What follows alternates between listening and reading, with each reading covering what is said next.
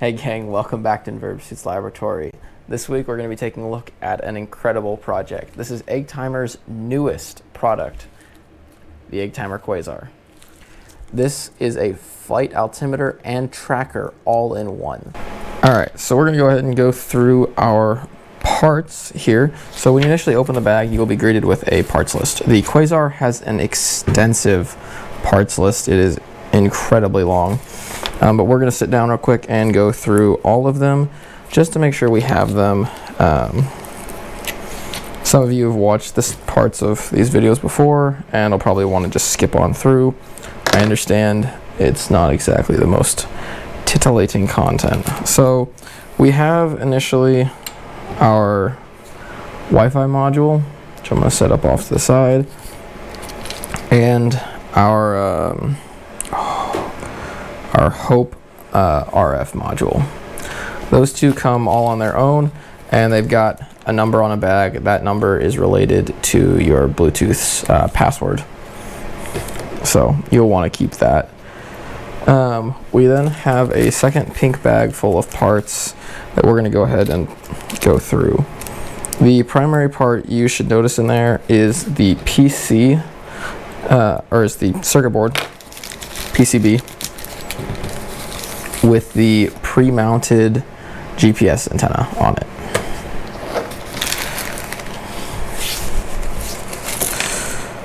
We then also have a very good pile of parts. Alright. We have a 8-pin EPROM. Yeah, it's going to take a hot second to find some of these parts.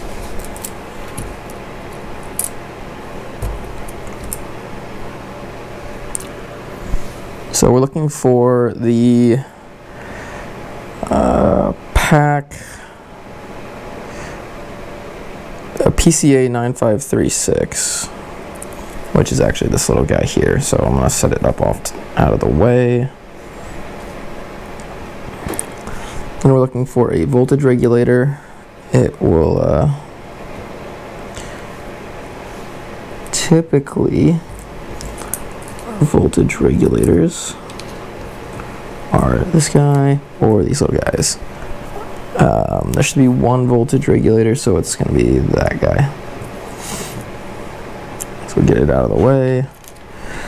We have tons of resistors and capacitors, some 2-pin headers, a right angle 3-pin header, there's another 2-pin header, a 6-pin terminal block. We'll get up out of the way.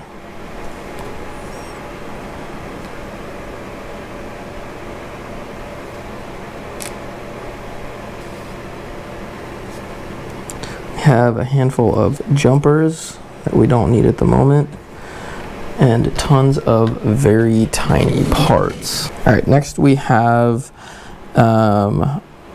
these are VN5E10160S drivers. We have 3 of them. Easiest way to find those. We have a power FET marked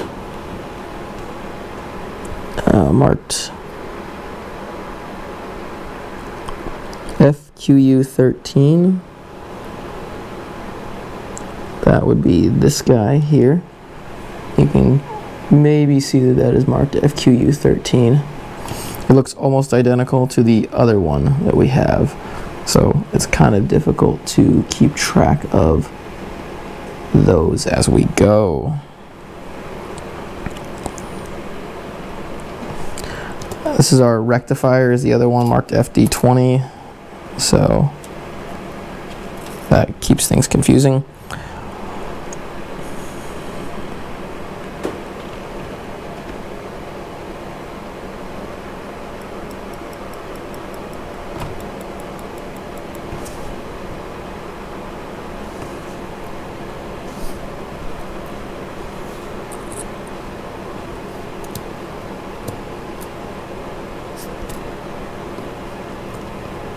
Then we have I have no clue if it's this one or not. We have an amber LED. We're going to go ahead and go through things I know. have a buzzer. Apparently that is a buzzer.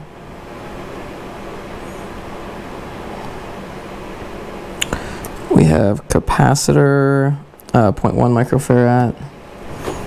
We have 10 microfarad capacitors right there. We have 331 resistors here. We have 102 resistors. We have 472 resistors.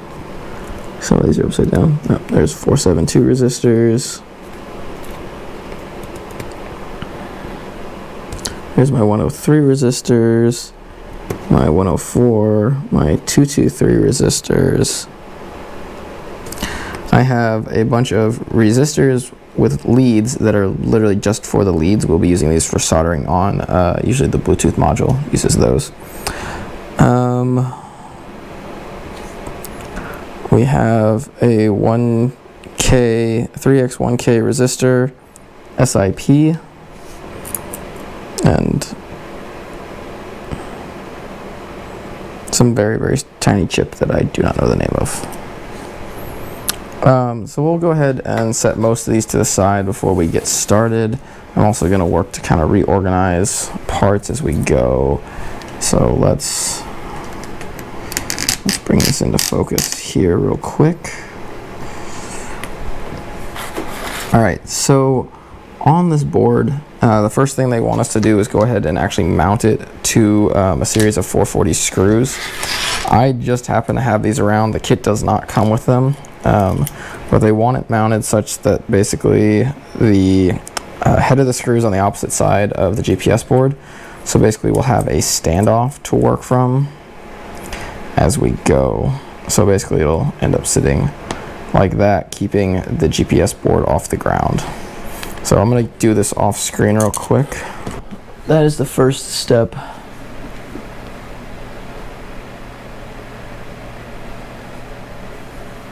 Next, we're going to be mounting the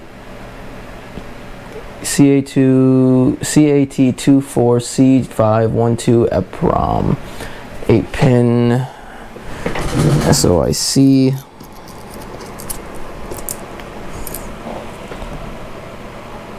Marked accordingly. Some of these I'm actually struggling to read the labels through the tape and having to open them before I can actually read what they are. 24512, yes. All right. So our 24512 EPROM, so much fun, is this little guy. Make sure that's in focus. Yes. It will mount right here.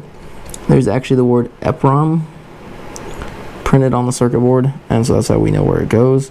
There is a notch or square on the circuit board here that aligns with the dot on the chip, which I just shut off the board here. So first things first, we're going to be going through and soldering one pad to be able to mark and set this basically.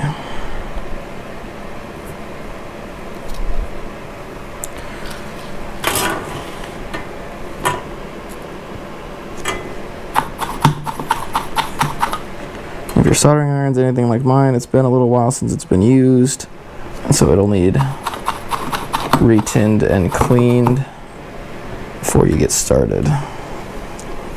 So we're going to come in here and we're actually going to set the first pin right there.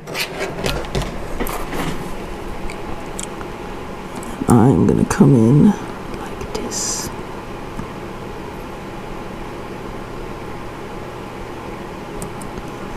Soldered that one in place.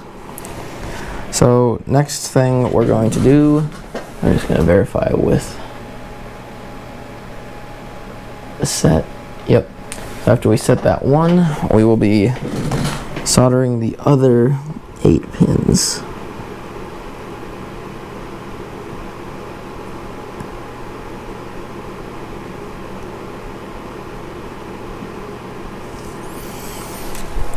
If I could get things to stop sticking to my hands, that would be great.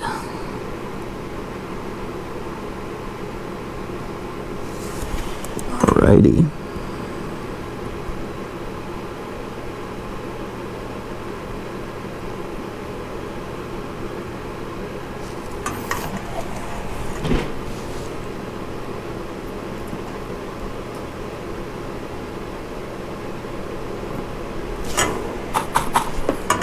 Got a little much solder on this pin, and I don't like it, so we're going to try and take some off very gently.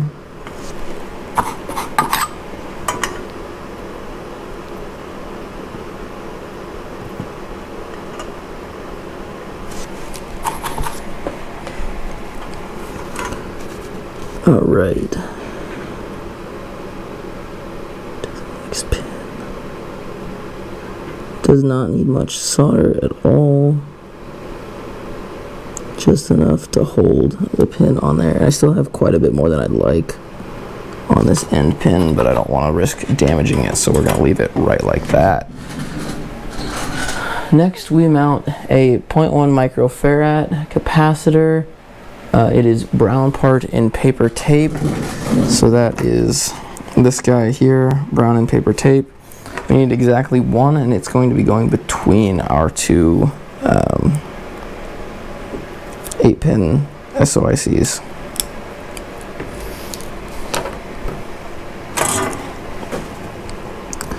So I'm gonna touch this pad, get a good amount of solder on it, and I'm actually gonna rotate it gently. It's gonna help me with the capacitor, getting it in here.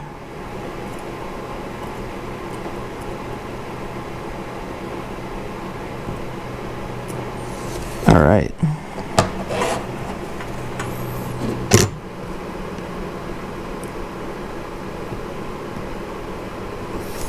And there is our capacitor mounted right away. Next, we are mounting our other 8-pin SOIC, which is this little guy. It is marked PCA. There's also marking on the board that says PCA, so it tells you exactly where it goes. Going to need to read for a moment to figure out what direction it goes, because it's not clearly labeled what direction it needs to mount.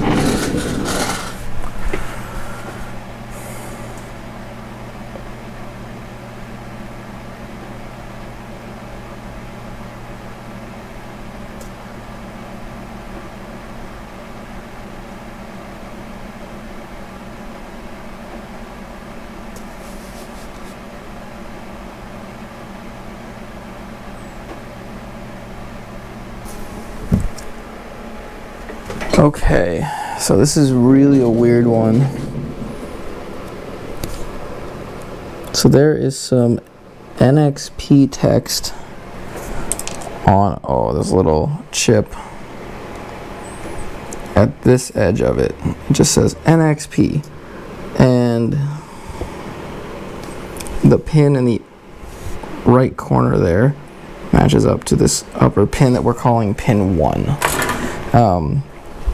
It is not super clear based on their written instructions when it says upside up, what upside up means. The image was much clearer, showing me that the NXP writing was our defined upside.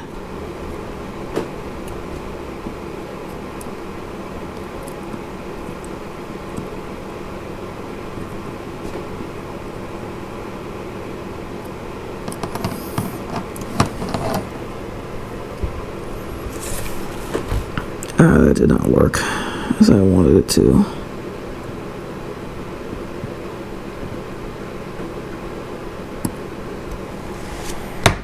Alright, I got one pin on. I'm actually going to go ahead and tack one more pin. I'm not a huge fan of the way that first one went on, but before I undo it, because I've got alignment correct, I want to go ahead and solder one more pin. And now that that's redone, we're going to go ahead and hit all 8 pins around, and I'm not That angle I was coming in at, no bad. Our number one goal is to not bridge between pins.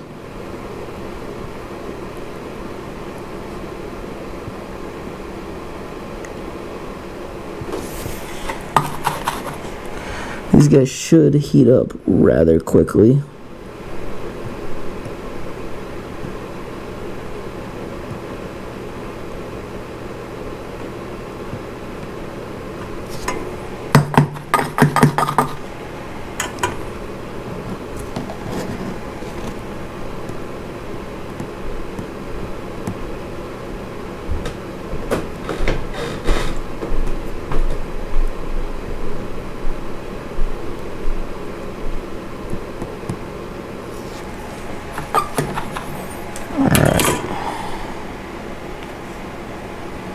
And I was relatively on screen for what I believe was most of that. So, we've now got those three components mounted. Next, we're going to be mounting a 103 resistor just below that for me, but it's above it for you. So it'll be right here. Yeah, let's get the tweezers in here. The 103 will go on these two pads there. So I'm gonna hunt out a 103 resistor from our collection. Oh, I ended up getting two out. Not the end of the world. I always like to start with this pad as far as tinning goes. And I'm going to keep text going the same. So the text for the 103 is, for me, below the pad, for you guys, above the pad. And I'm going to make it read the exact same way across.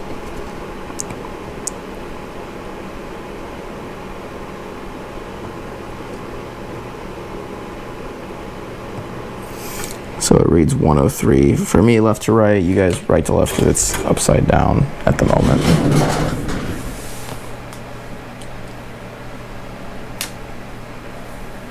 Alright, then we're actually going to mount two more 103 resistors, so accidentally getting an extra one out actually wasn't the end of the world. Those two 103 resistors are going to be going right here and here. Again, I'm going to mount them in the same way where the 103 reads left to right for me. That will be right to left for all of you.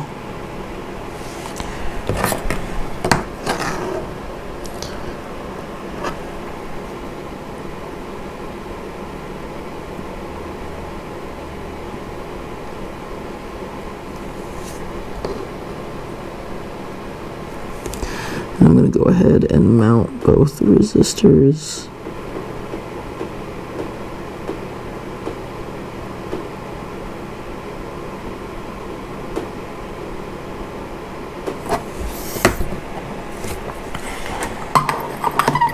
Just let me clean my soldering iron tip off.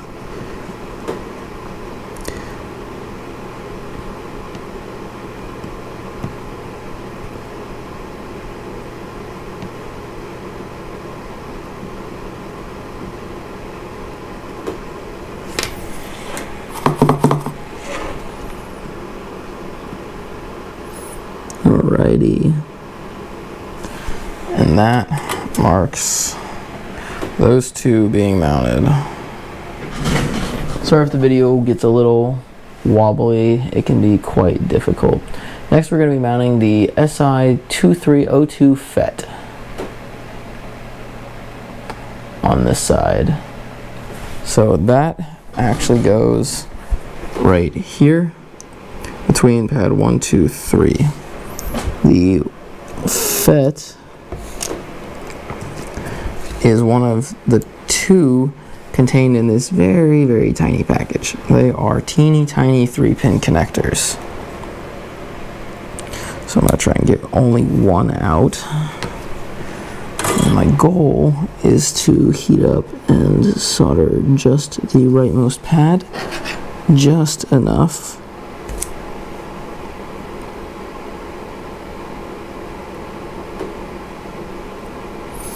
Just like that. Then we will come in here and solder our other two pads.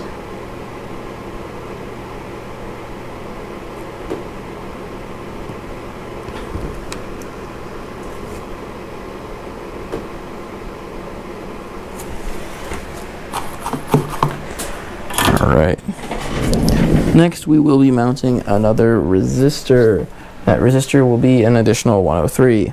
The 103 will go right next to what we just mounted. And per our usual, we'll solder that. Or tin that pad, not solder that pad. And keeping with the same mounting across the board.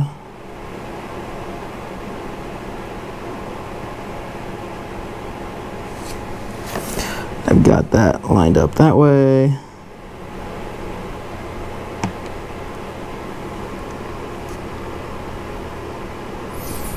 Alright, and so again, they all read the same from one side of the camera. As I'm reading left to right, all my numbering is the same.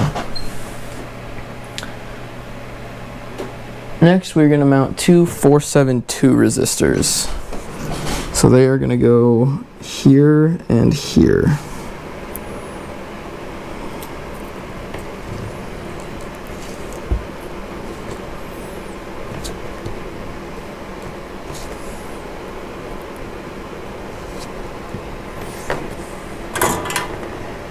Alright, the 472s. Tin here and we tin here. And they are mounted such that the 4 is at the bottom of the board and the 2 goes towards the top of the board. For my video, most likely the 2 is actually at the bottom of the screen.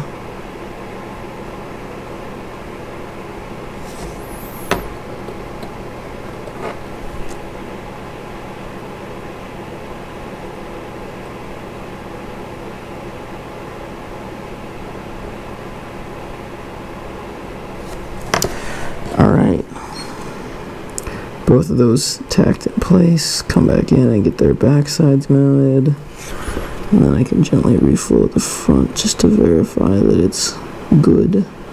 Yep, both those mounts are good.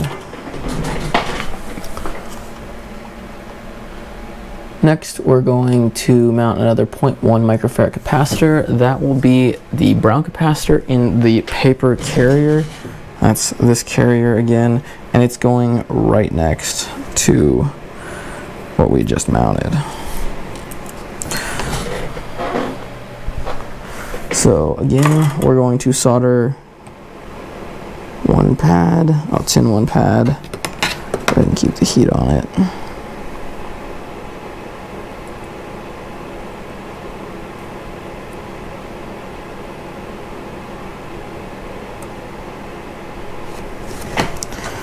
Tin one pad and then tin another pad. We'll solder the other pad anyway.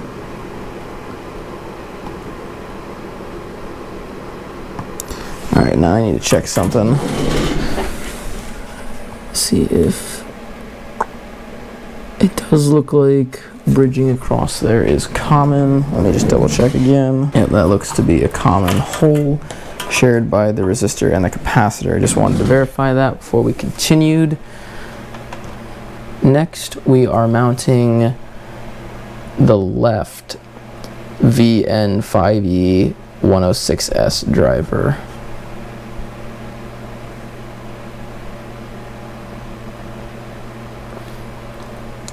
We're actually going to mount the 3 straight across. So the 3 drivers go here, here, and here, straight across. They are the only drivers that we have exactly 3 of. Pin 1 is, of course, marked by the square on the board. The unit itself does not have a dimple marking, however. So we determine the unit's orientation using a little character it's got on it. Goodness, what is that? I am not certain what it is. But basically on this little chip, there's a marking on this upper left, and it denotes that it's pin 1. The image on the instructions are honestly how I figured that out.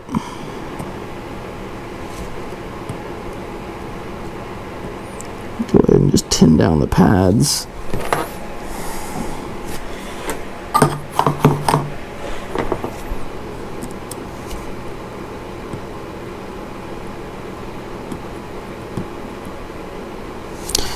Alrighty.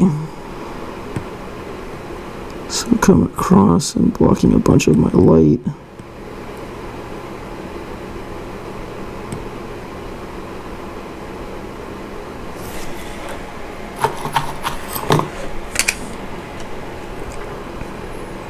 That's on me, I bumped it. Now there is one larger pad on these guys, and they get bridged, so don't be too concerned when you bridge the bottom one here. You notice that they are commonly large pads.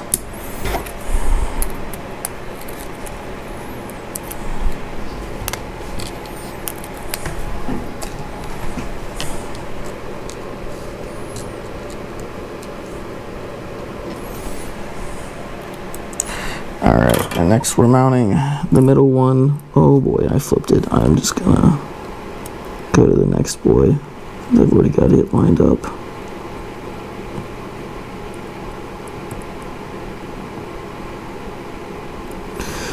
Alright, I've got that one tacked.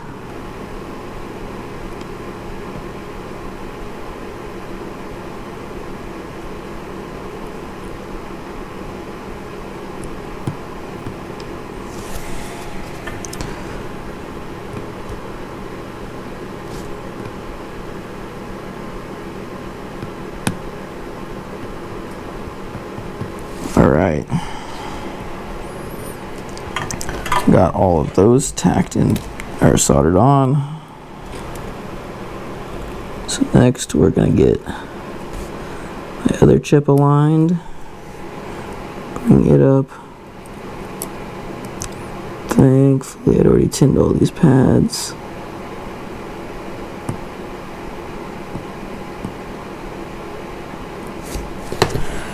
Alright.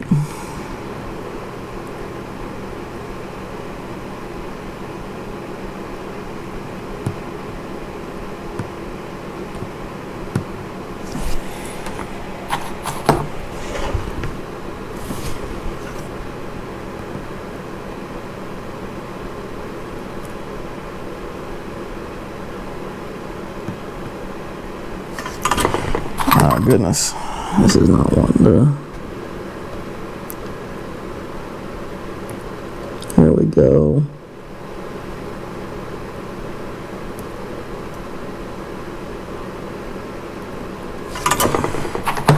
Nope, that one's not taking solder.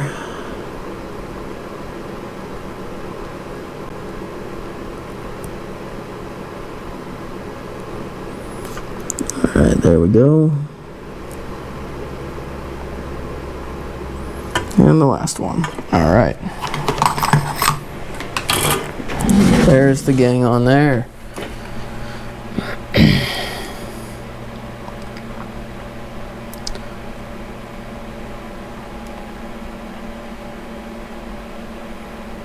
Next we'll be mounting two 104 resistors.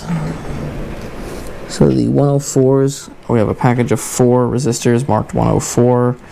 They go here and here.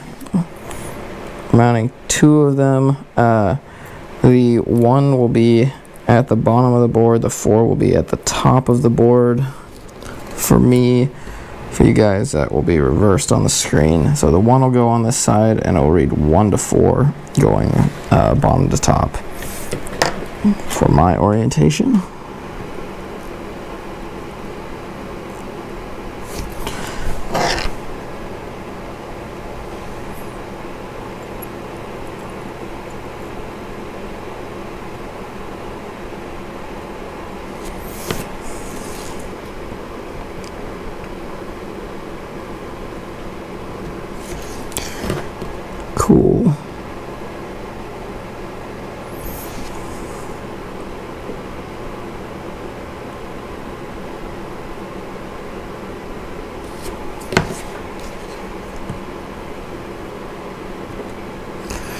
All right.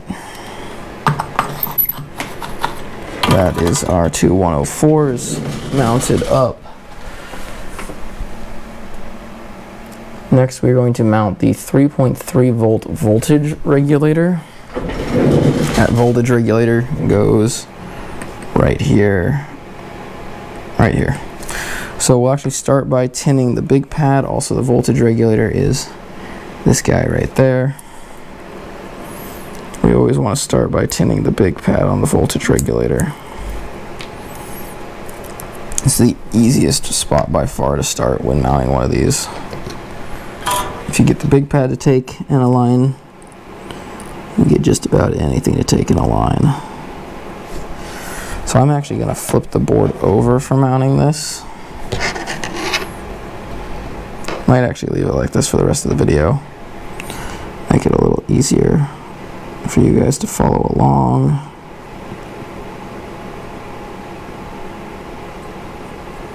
So what I initially did here is I heated up the solder, slid the voltage regulator in, and then heated up the tab for the voltage regulator, and that resulted in it basically just kind of soldering itself in place. This is how I always mount voltage regulators. Here. Solder all those pins on, and our voltage regulator is done just like that. Next, we will be mounting a 102 resistor just above that. So the 102 will be going right here, and then we'll be mounting a 223 right after it. So I'm going to get out my 102 resistor first, followed by the 223.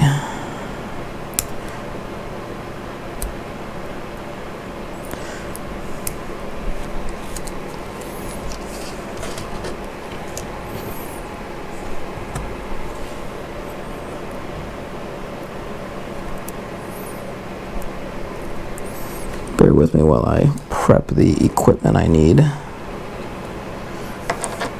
So our 102, we want these to read left to right as usual. I'm going to go ahead and solder one pad for the 102, get it oriented correctly. As per usual, I don't really know that there's like a proper way to mount these resistors. I just always mount it the exact same way they do in the instructions. And for the most part, that also just is the way that satisfies my OCD the best. So that is the 102 mounted. Do have a little bit of extra solder on there. And then I just tinned the pad for the 223. So we're going to rapidly come in and mount the 223 resistor.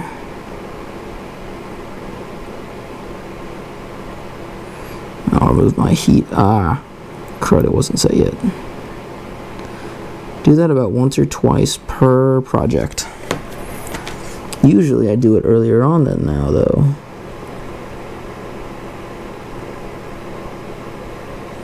Heat that up a bit, get it good and soldered. Alright.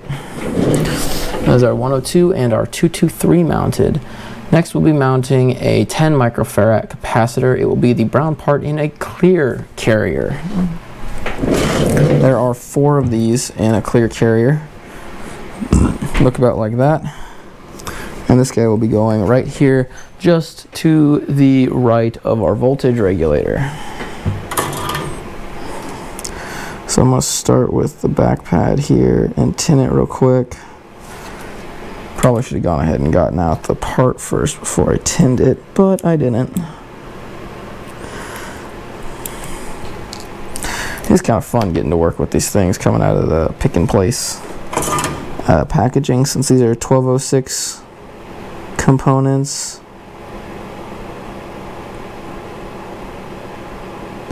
They're designed to work with pick and place machines, so they come in pick and place packaging.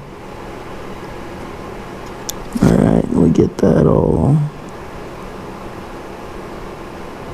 soldered on nice and happy. That is our 10 microfarad capacitor mounted.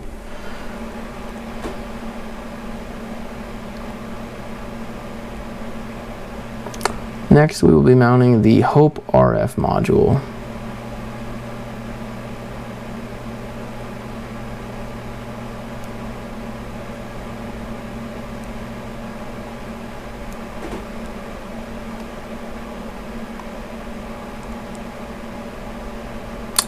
So the Hope RF, I've done this in several videos, is just a very particular thing to mount. You do not want to mess this up. They will go back and forth saying that they guarantee you if it doesn't work, most of the time it is because you messed up your Hope RF mounting. So I'm actually going to go ahead and cut myself a piece of tape. I actually use tape around the edge of my filming area to denote where things go. So this is the Hope RF module. It is the last piece we'll be mounting on the bottom here, and it goes right in this spot. We then use a piece of tape on top of the Hope module to hold it in place. The next thing you'll want to do is actually solder the connection between basically this second pad here from the right. You want just enough to make a bridge, and you don't want to do this for too long. Alright, and now you've got to wait 30 seconds in between each solder joint moving forward. You also want to check the alignment of every part to make sure you'll be able to hit every soldering point. I will not. I'm actually off a little bit on my top over here, so I'm going to go ahead and actually realign this. Now the way to realign this is kind of a pain, so we're actually going to have to heat this back up and just gently rotate it, and then it is good to go. I tend to go ahead and leave the piece of tape on here through my entire soldering process. I also use a phone to count off my 30 seconds. The timer on your phone is like the best way to do this. So I'm going to go ahead and leave the full footage of me doing this. Usually I will just skip and say go check out another video, but considering this is the QUASAR build, I want to go ahead and do this all the way through for everyone. So that has been 30 seconds-ish, and we're going to go ahead and do the other 6 on the bottom, and then right like that, I start my next timer to count up 30 seconds. 30-second wait time is really not that big a deal, but if you do less than 30 seconds, you can risk damaging the Hope RF, and that is just really something you don't want to do, especially when this controls how your entire board works. I tend to do a full 30 seconds on my stopwatch before I stop it, and then I come in and solder.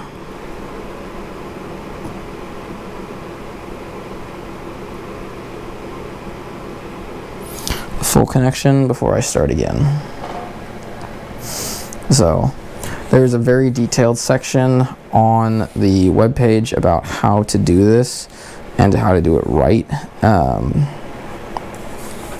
I've never found it overly difficult. I know that is not something to be like telling everyone, oh, this is super easy. No, it is definitely not the easiest thing in the world. Your next hardest task you're going to have is mounting the Wi-Fi module, and that's going to be a lot of fun here in a couple steps. But we just go through at every point, and I got to stop bumping the camera.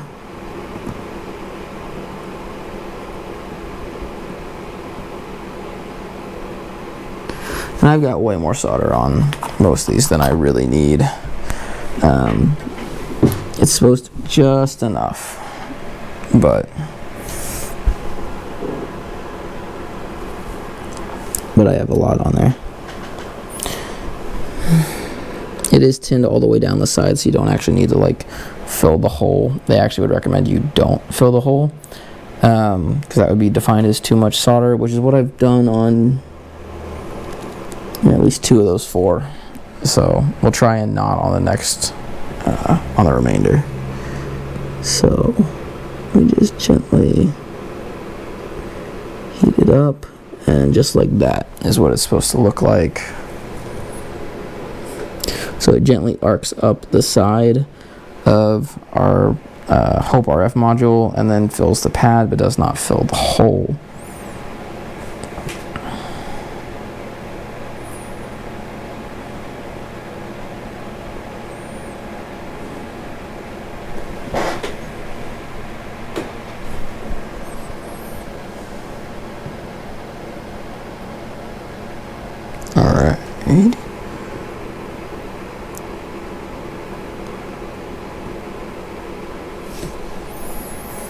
And I tend to do the anytime you take heat off, you should wait 30 seconds before going again, which is why I try to maintain the heat on there while I'm going and do this as quickly as I possibly can.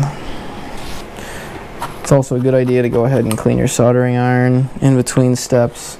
I haven't been doing that, but it's definitely a highly recommended process.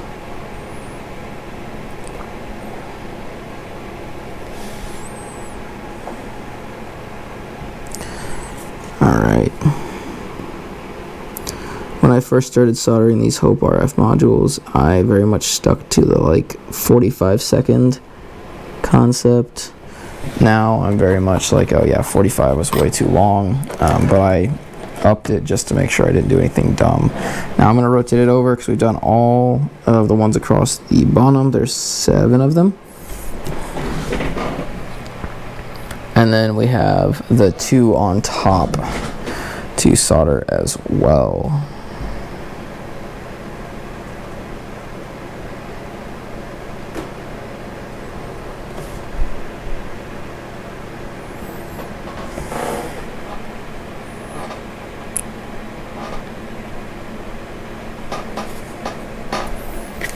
You do a little cleanup in these times as well, just to kind of keep trash under control.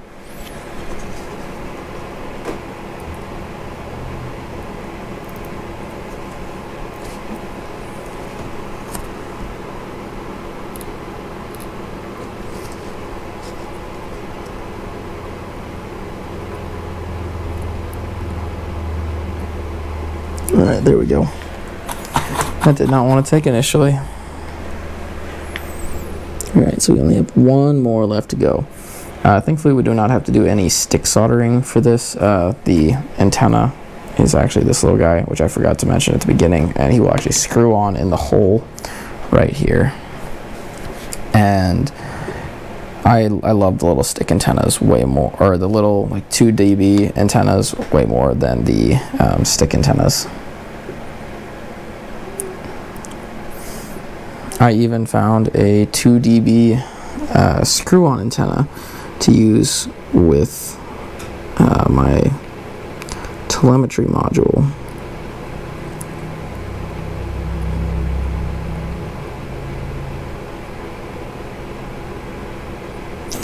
Good Lord Almighty, that is not wanting to take.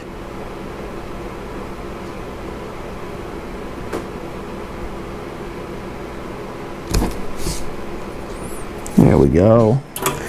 Alright, that is our Hope RF module mounted on there.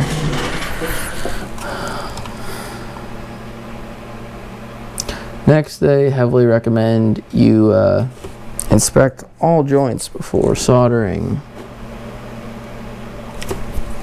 Or inspect all joints before continuing. The next step is actually to go ahead and flip the board over, which they recommend you then take all these mounting screws off and flip them over so that you can still keep your board off the ground. Alright, so we got the board flipped on over. Everything on the bottom, or what was on top is now on bottom.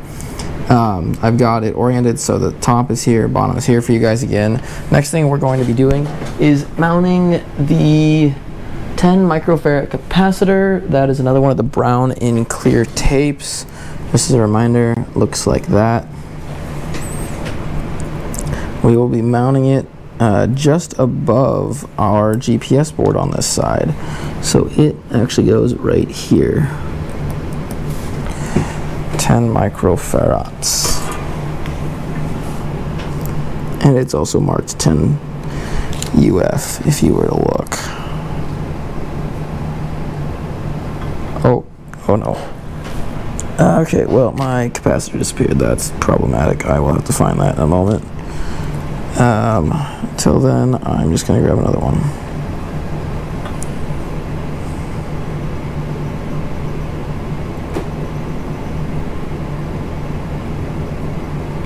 Alright, got that fully attached on this side. Come in.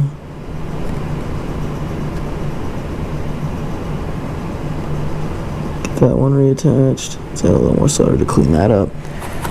Alright, cool. I found my other 10 microfarad.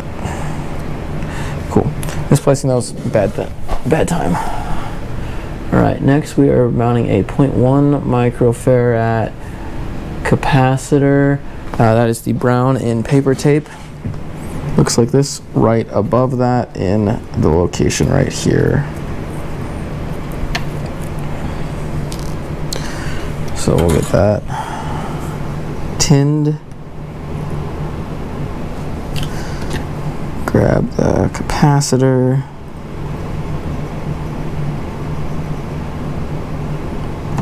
Get her held in place.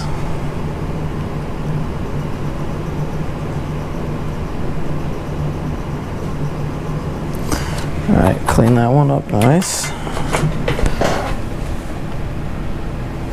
All right, next we're going to be mounting a 331 resistor. It will be going right here on the 331 pad. I will be mounting it such that it reads left to right 331 for all of you guys. That will be the same direction that the label is located on the board.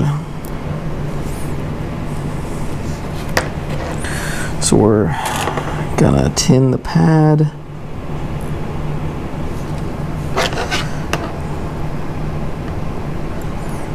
Hold of my resistor in here.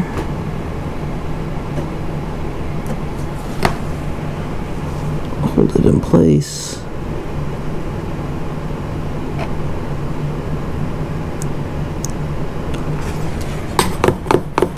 Alright, that is our 331 resistor. I'm gonna guess, yes, we're mounting the LED next.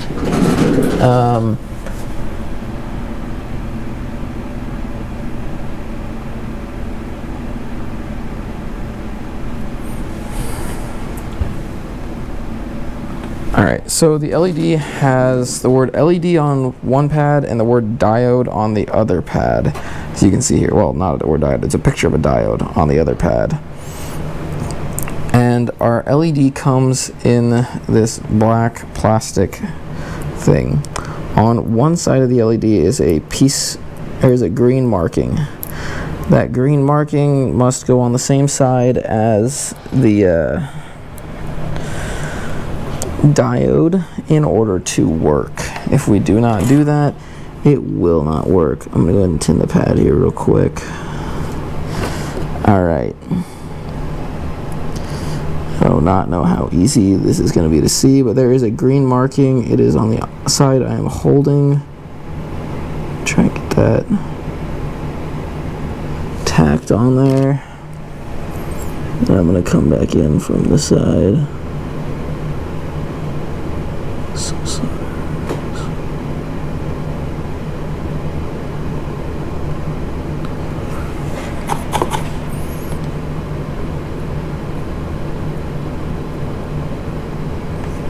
That may or may not work. I've never been too concerned about LEDs working perfectly. It is a status LED, so it'd kind of be nice to have it working, but... Next, we will be mounting the buzzer. Alright, next we're doing the buzzer. So the buzzer goes on this big square here. There is a plus marking on the buzzer and a plus marking on the pad on the board. So there's a plus marking here and there's a plus marking on the buzzer here. So, and this thing needs to be perfectly square.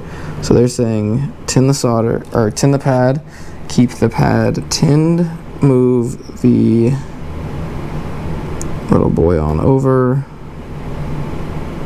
Tack him in place. There is a chamfer mark here. Then they did say, so that was upper left pad. Get a good connection solder to the lower left and lower right pads. Okay. So then we will solder the other two pads here. Trying to do it with as little solder as required. Apparently.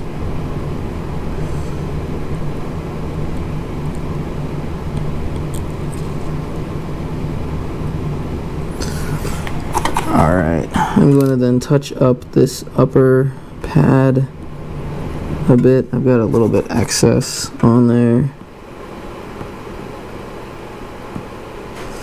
Help clean it up some. Alright, and that is our buzzer successfully mounted.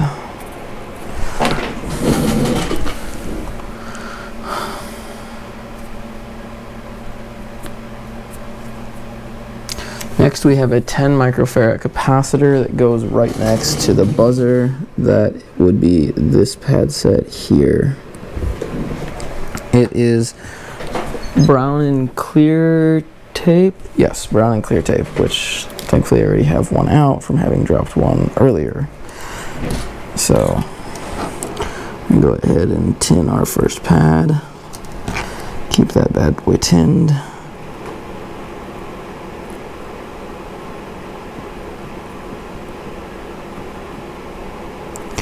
And drop our capacitor on there. We'll come in from the back side. Let's angle it a bit so I don't nick the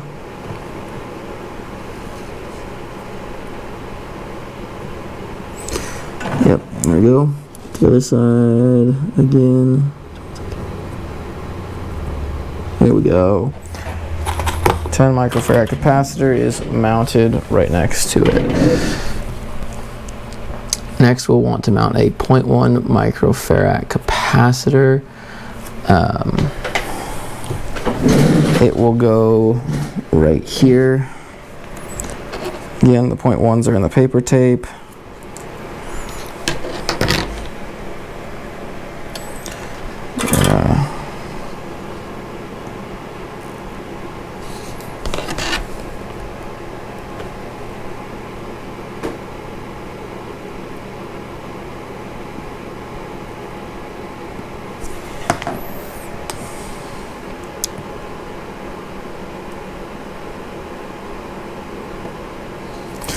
Alright, so that is our 0.1 microfarad mounted.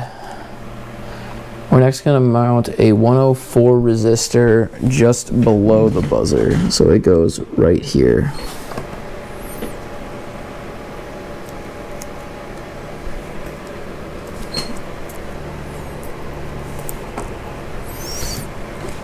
And it will want to read right to left, or sorry, left to right for all of you guys.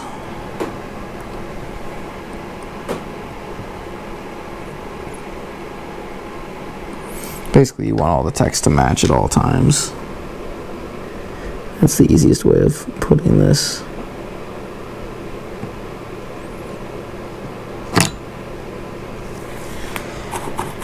Alright, that is our 104 resistor. Next, we'll be mounting a 472 resistor below that. So that will mount right here. I just tin that pad real quick. Now the 472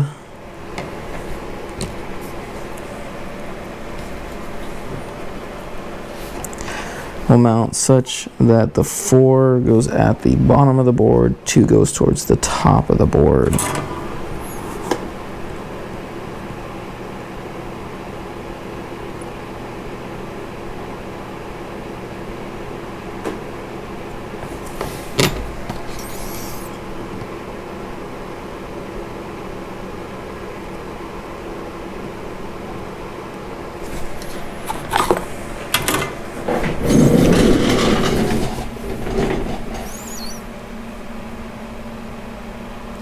Alright, and according to the instructions, that completes the top side of the board. So the next thing is to basically do our Wi-Fi module. Now, I've done a handful of Wi-Fi modules before on the channel and shown how they work. There are a couple pieces that we have yet to mount, but as far as small surface mount components, that should be all of them. So the Wi-Fi module is this little guy right here. Absolute pain in the butt to mount, in my opinion. But it's also pretty easy to mount.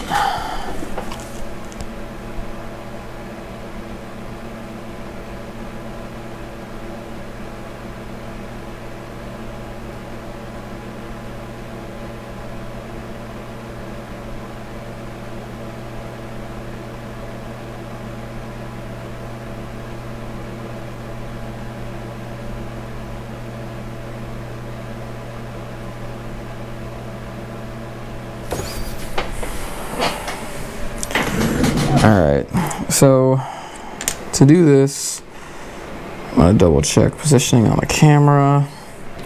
It's about exactly how we want it. Cut myself a piece of tape from my stash. Basically, we're going to tape it to the table. So then we're going to use all of these little guys to solder this in place. So basically I'm going to place one through and solder it to the board, clip it, and do that all the way down. I've got only 4 resistor and I have 16 pads to do this with, so it's very important we do it correctly.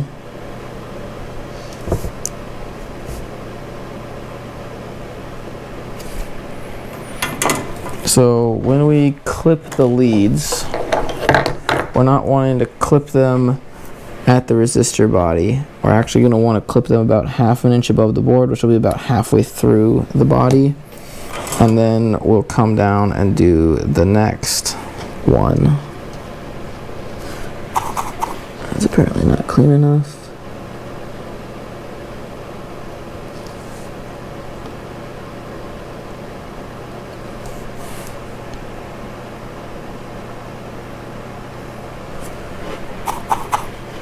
Alright,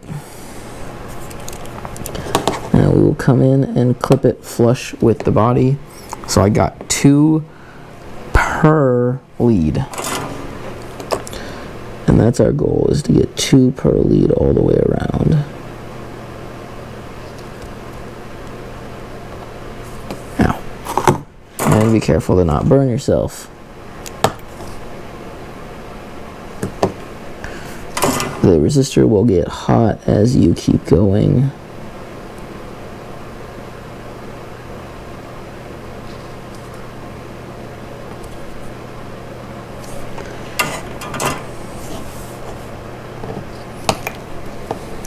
And then we've just got a piece of trash. So we'll continue doing that all the way along the Wi-Fi module.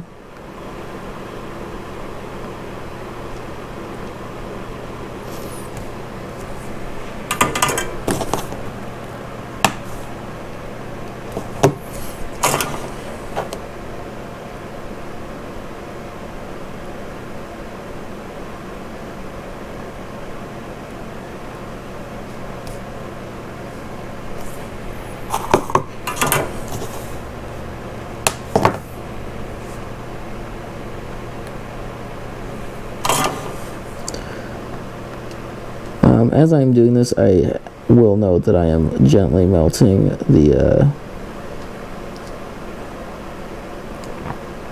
pad underneath, so my cutting mat is actually melting a wee bit every single time I do this. It's just kind of normal for me at this point. I expect it to melt over to not melt.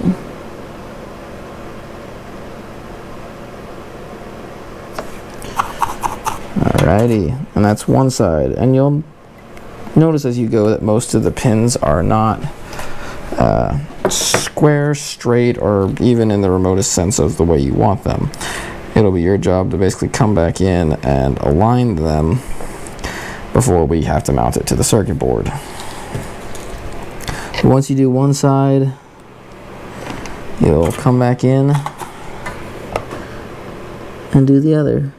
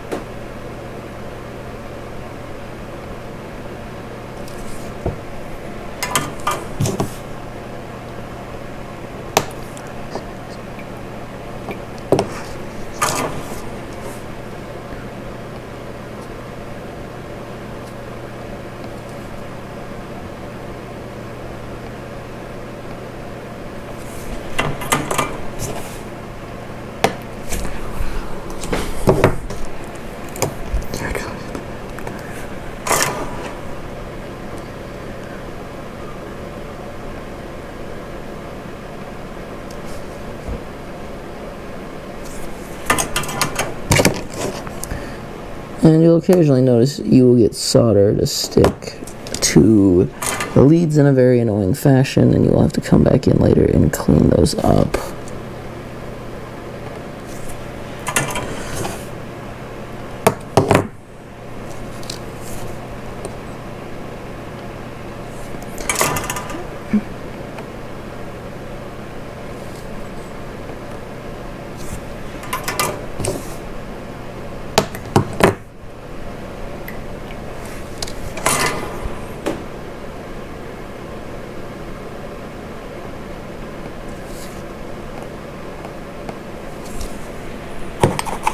Alright, so that's all of our leads. I'm just kind of coming back in here and looking for things that got a little bit of solder, like up the unit or something. So now we've got all these pins that are all kinds of bent all over the place, and we'll want to come back in here and start straightening them out and figure out where they go.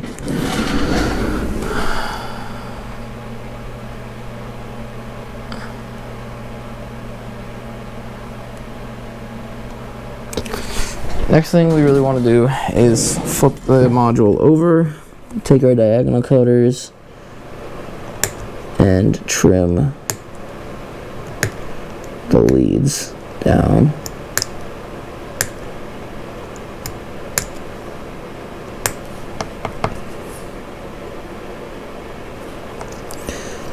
And just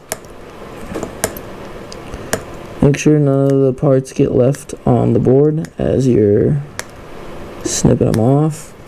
You want to make sure they all end up on the table to be swept off and dealt with.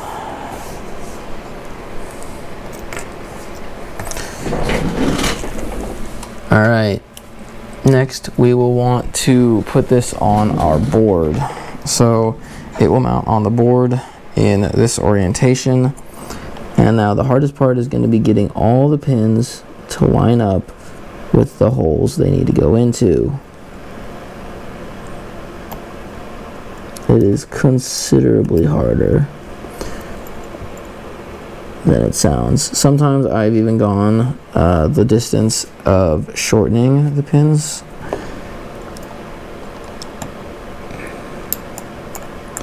So it can actually be a lot easier to align shorter pins than it is longer pins. So that's actually what I'm going to go ahead and do. I'm going to go ahead and shorten all the pin lengths by about half.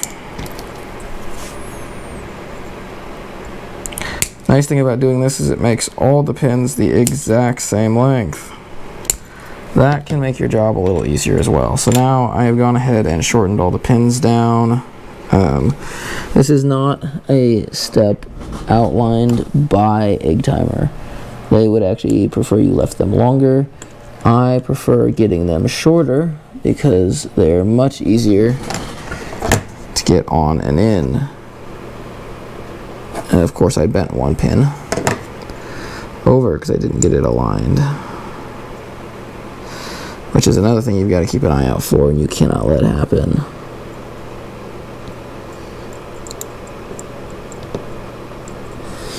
I'm actually going to take this off screen for a moment so I can fight it. I don't really want to break this. I really like the unit to work. I'm going to show you guys how to do this.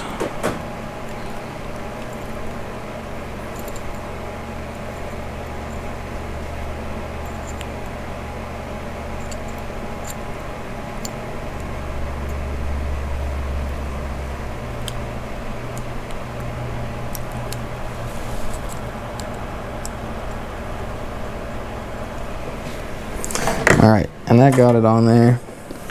I'm actually going to go ahead and heat up one of these pins. So it's not like perfectly going to want to sit level. That's fine. You want actually a light gap between there. Not as much as I've currently got. Let me read what the exact gap desired is.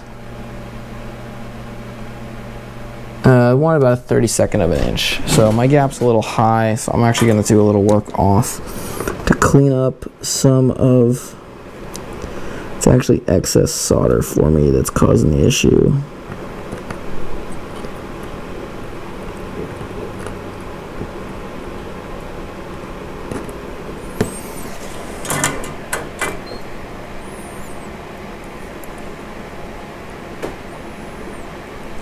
Alright, now we will actually flip the board over and we're going to solder all 16 pins to the board. So, to go about doing this, we're just very gently going to come in, heat up pin and pad. I should have cleaned off my tip before I did this.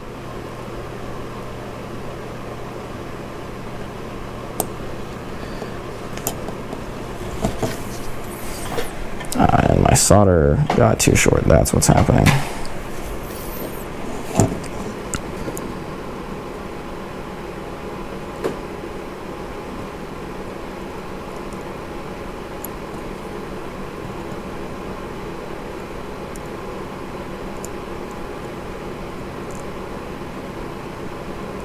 You definitely need to be careful as you're soldering over these EPOM and PCA chips.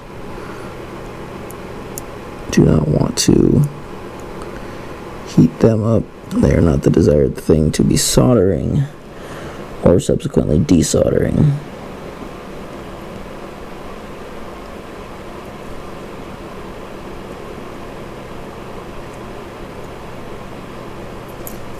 You notice we're coming in, we're getting just enough solder to get pin to pad, and as soon as it takes, we're getting out.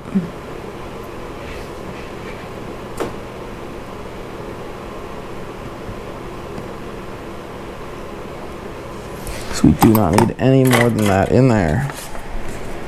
Alright, and that mounts our Wi-Fi module on this board. I did kind of forget that when I went and trimmed those leads down, I've got a lot of length.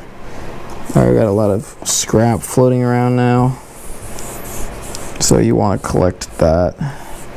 You also want to go ahead and come in here on the bottom side of these and trim them down, so there's nothing that could ever break off.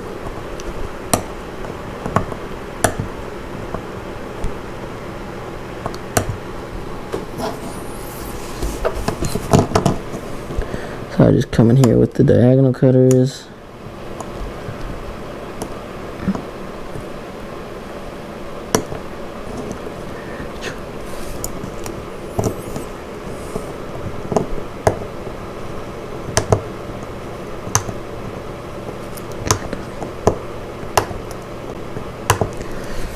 Alright. I just quickly blew off the board to make sure there's no debris stuck on it anywhere. Alright, before we move to the next step, we now have a power MOSFET we want to mount. Power MOSFET mounts by the 104 and the 102 here. Power MOSFET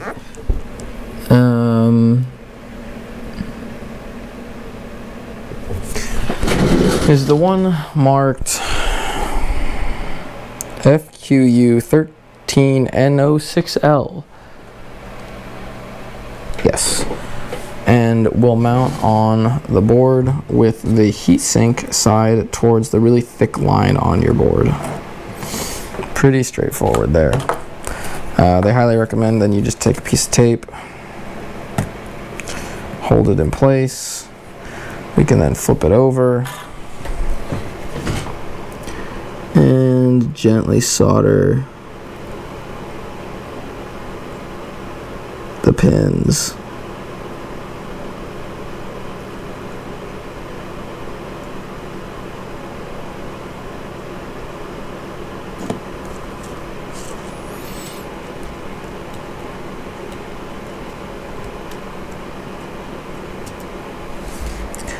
Alright, and now Now once we've got that on there, usually you want to check square. I'm never actually too concerned with how square it is.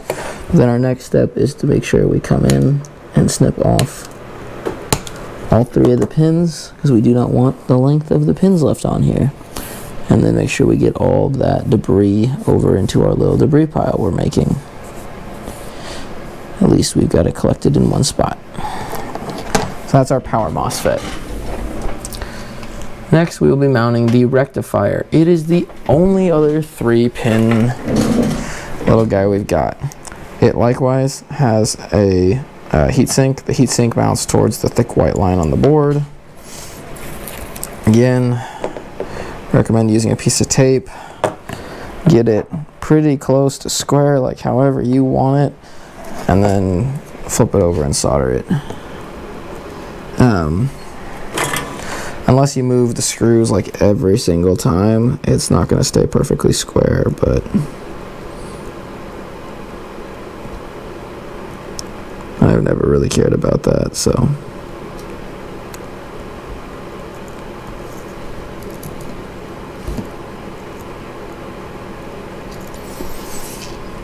Goodness.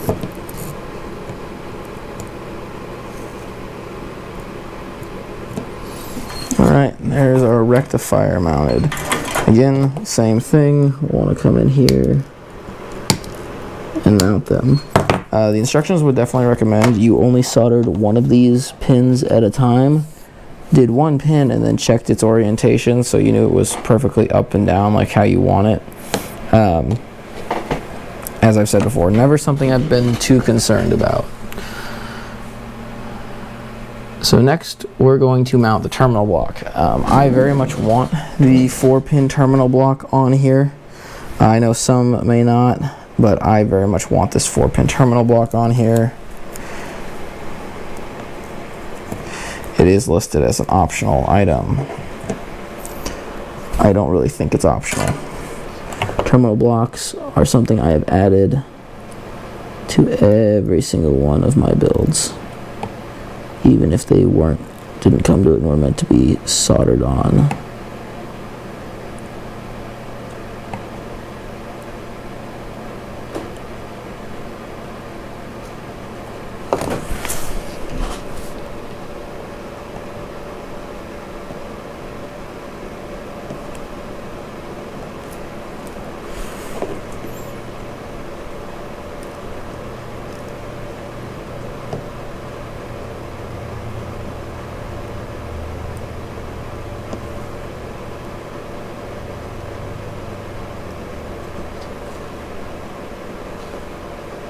Alright,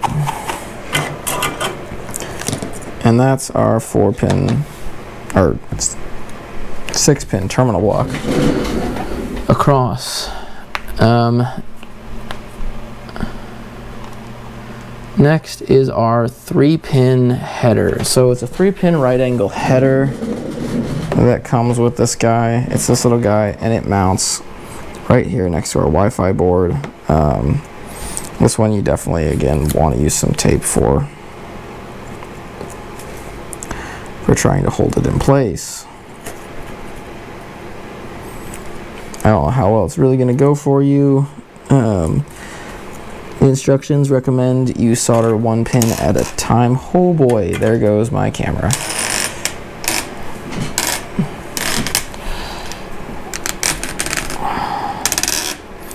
Oh boy.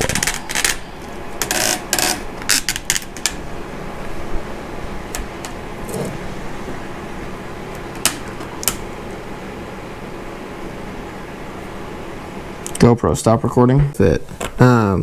Next, we're actually going to be soldering on these 3 pins. They're from the right angle header, if you remember. Oh, you should. For you, it's only been a couple of seconds. For me, it's been like half an hour of playing with camera settings.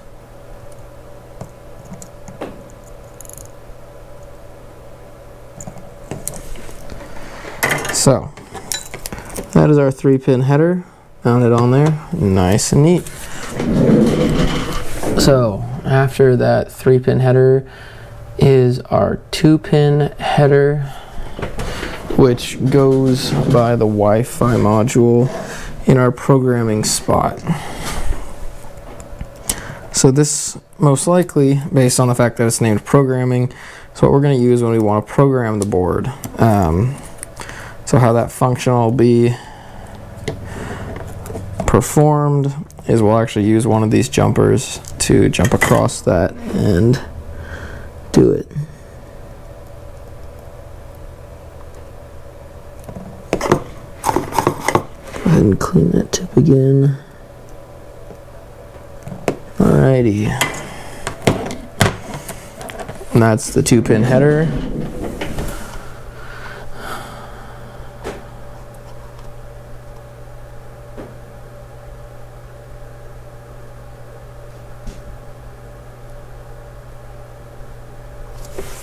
Alright, next we are mounting our 4-pin SIP.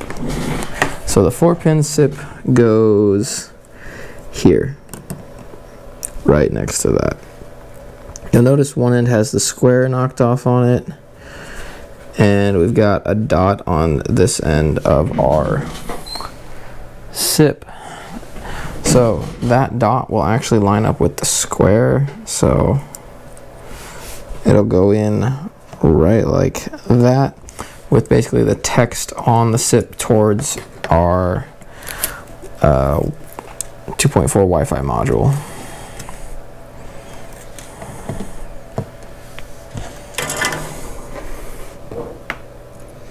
We of course then flip it over, adding just enough solder.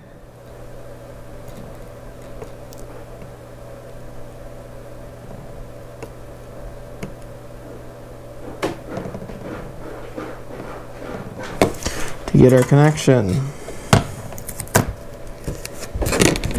And I like that a lot.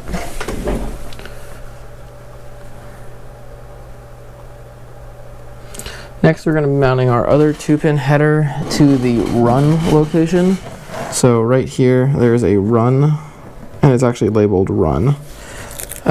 It's next to our antenna, and so we'll use that. We'll flip it over real quick, come in here and get her going. Alrighty. That did not mount square for anything. So it's an option. Let me go ahead and grab hold of this guy with a pair of pliers.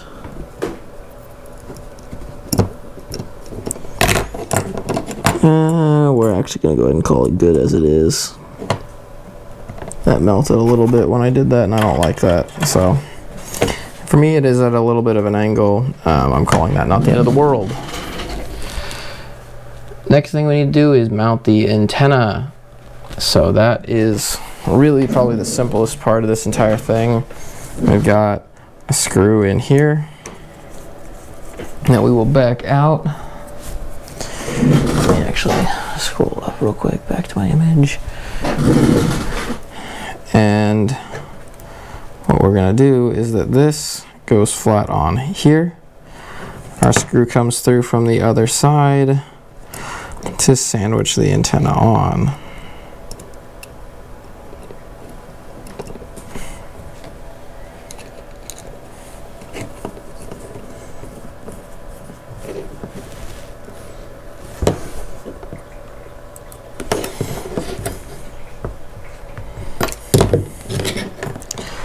So that's how the antenna should look when mounted.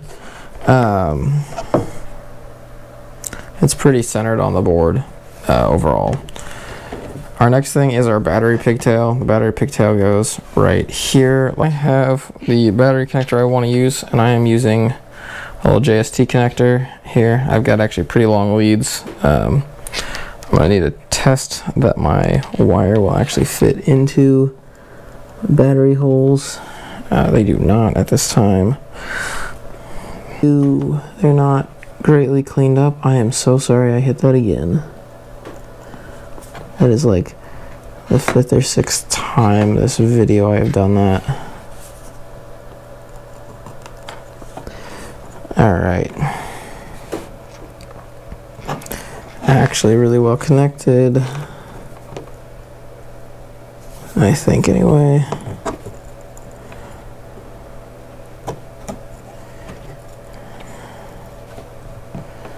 I'm gonna just kind of bend those wire leads over because I'm trying to keep them like as seated as I possibly can.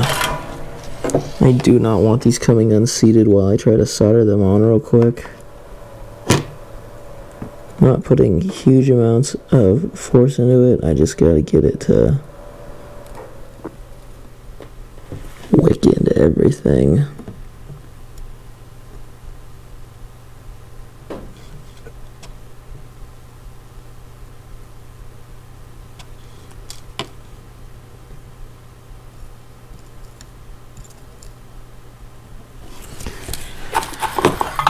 Alright, there's that guy. Now I'm actually going to come in here and I'm going to snip it off. Alright, I got those terminals cleaned up. That took me a little bit more work than I would have liked. So that is the end of our QUASAR build.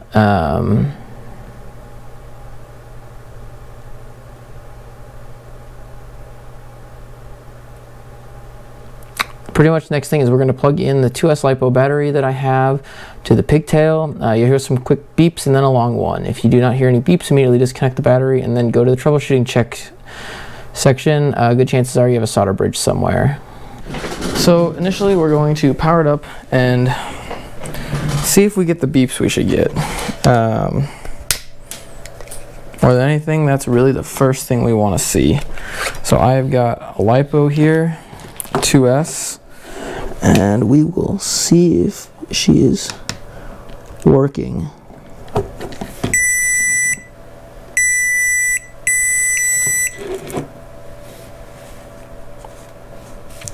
That sounded roughly correct. All right.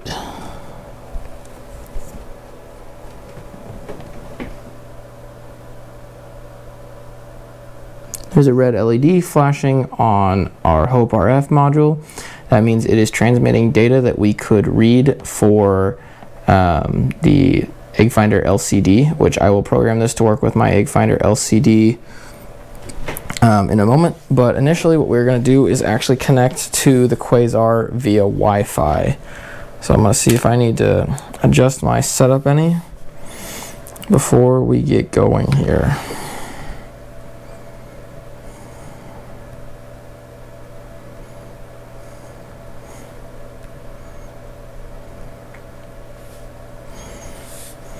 Alright, I'll set this off to the side. We're going to see if I can find it. So, initially I have QUASAR, NFC, yada yada yada. I will click on that and get a thing to show up. I will then need to enter the pass key without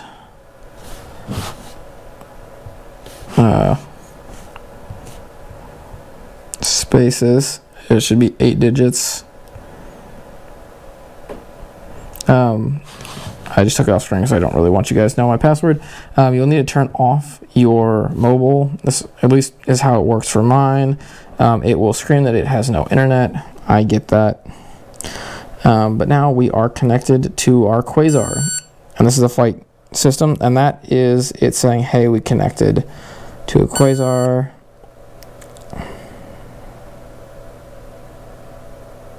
Okay. The page accidentally refreshed, so you got to be careful on your down swipe because every time you refresh it will beep. You basically could enter in this code to arm and disarm it. You can see your drogue delay is 0 seconds, which is nose over. On all of these things it is nose over for all EggTimer products, which basically means the time when your rocket goes up and as soon as the nose tips over, that or goes up and as soon as the nose tips over, that's the point at which it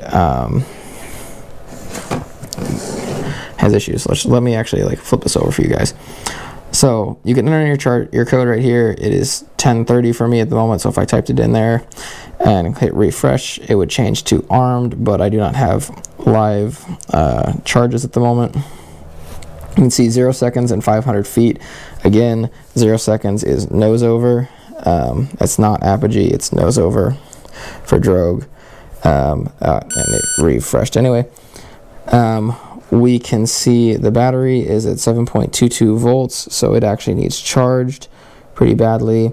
And it's saying it gets no GPS feed, which is not surprising. We're in the basement of my house. My auxiliary channel is currently not in use. We can go into settings and flights. Flights will show us current flight data. Go ahead and go back. And settings will let us go in and adjust our launch detection altitude, our launch samples, our descent samples, and our auto arm is currently on no. I could set it to yes and it would automatically arm whenever I plug it in. I will be running a QUASAR with a switch anytime I'm running it with charges. I will never be running it with just the battery plugged straight in, just because that is requirements under AAA rules. Actually, let me go back into settings. There's apparently a hardware button down here. That's new. Let's look at voltage, offset, tone, post-flight buzzer. Ooh, a serial. That's good. That means it will beep out data. Frequency is set up to 915 ID0. Ooh, can I change it from here? That would be cool. I want to change that to frequency 921 ID7. Submit.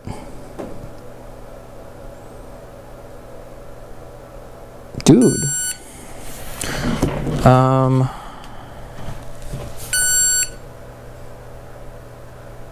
Let me see if this actually is working real quick.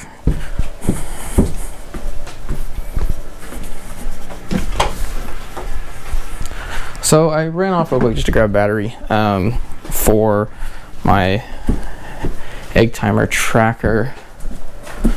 So I'm gonna grab my tracker real quick. 921 ID7 is what I use. Yeah, not my favorite thing to just go ahead and tell you guys that, but you saw me enter it on there, so it's what I tend to use. Let's see if I actually can get a connection. You'll actually see a video on the box I'm using. It should be one of the next videos I put out on my EggTimer stuff.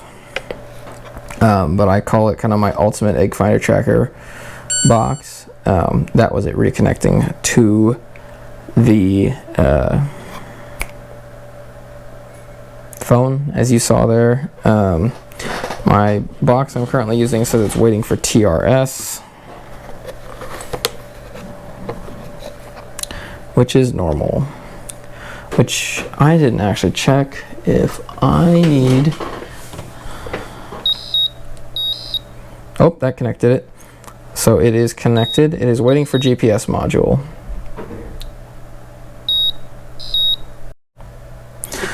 Alright, so our complete problem was something really dumb. I forgot to install this jumper pin here next to the GPS module. That jumper is the run jumper and is required to make your GPS function at all. I also currently have this jury-rigged into a 6200 milliamp battery. I was reading their page and they were really recommending you use a 500 milliamp battery, and I was using a 300 milliamp hour battery.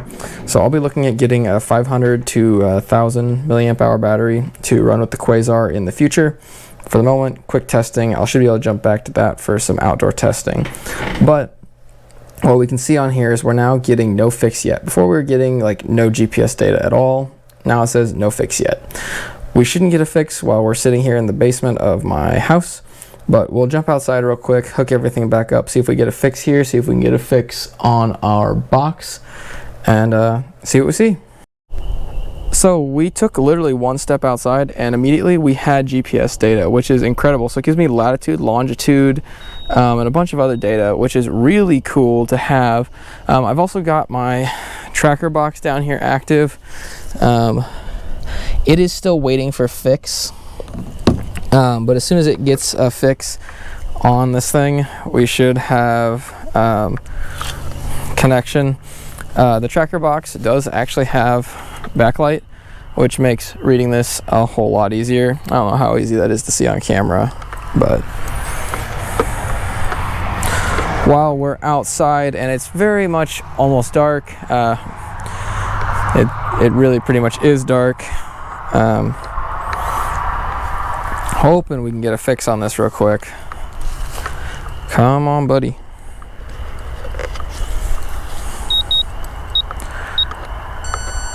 There it is.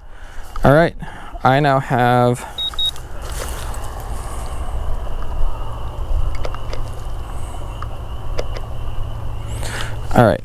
here is my, I'm gonna actually turn this on. Here is my favorite mode. So it gives me compass distance, or compass direction, distance, and actual arrow pointing in direction, and then time since last connection. Usually it'll wait a little bit and we'll get an update every like 30 to 45 seconds, and it'll change the direction. It's going to be kind of hard right now. Also, it knows that we're at like 0 feet on our distance, so if I move away it'll actually get bigger distances, which let me snag the camera from my beautiful wife. So, oh wow, it is just a bright yellow box. Not very helpful out here. So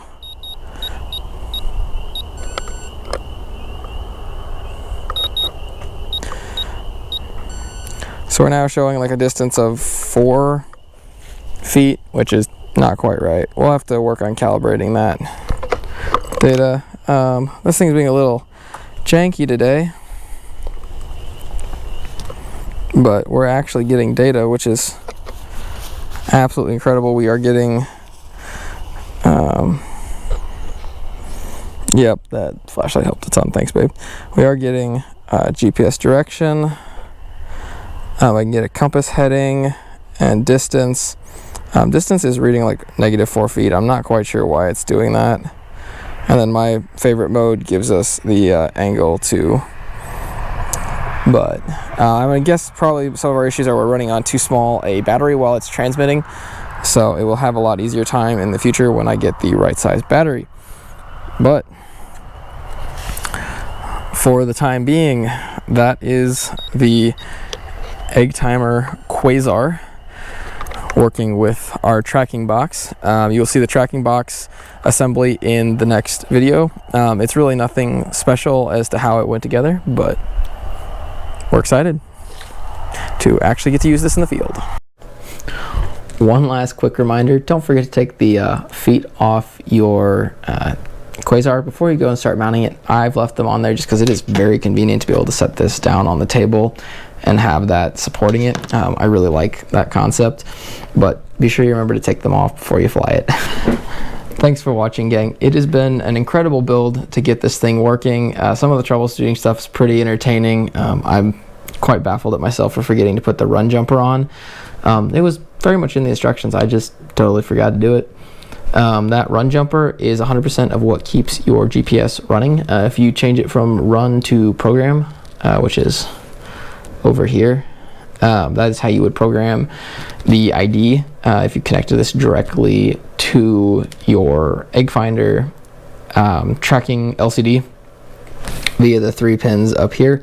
If you don't do it that way, you apparently can do it through the Wi-Fi module, which is like incredible. I absolutely love that.